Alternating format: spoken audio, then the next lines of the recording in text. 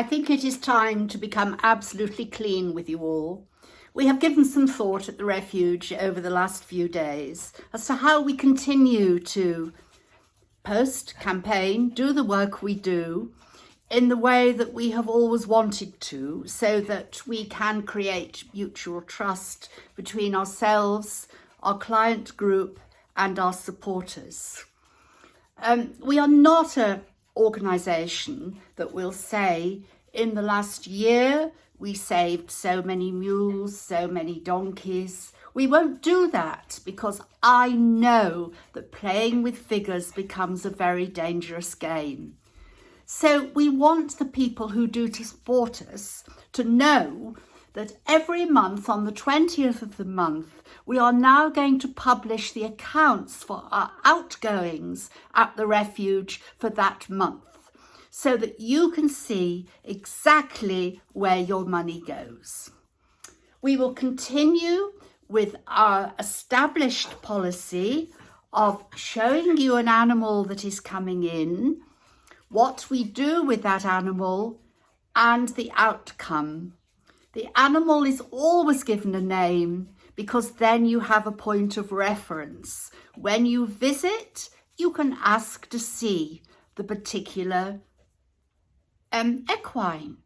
You may, for example, want to come and see, of course, everybody wants to see Tommy. He is here. But some who have been very distressed recently, Grace, the horse who's lame, and so on, you can see her. I also feel that now's the time to give you a little bit about my personal background, and I hope that will explain the position that we have taken.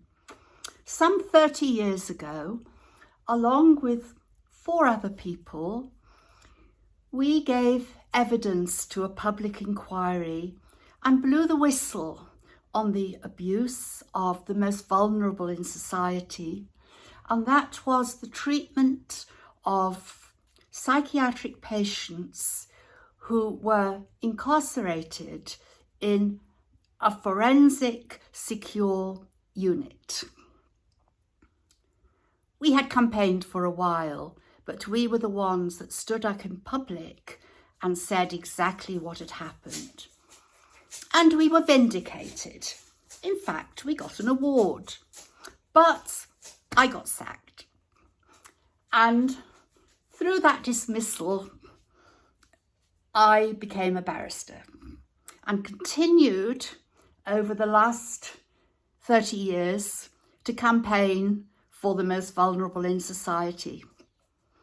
So in my retirement, it is absolute common sense that I continue to do that for vulnerable working creatures. And I mean the working animals and their families who are also vulnerable. And I'm not a person who will stand back, watch abuse, watch corruption, and allow it to go unspoken. So we will continue in the way that we have. And if someone out there is concerned about what we do and what we say, I advise them to listen to my posts very carefully, because I am prepared anytime, any place, to stand by what I have said. And here we feel some days that we're working in a war zone. Animals come in and in and in, but we do our best.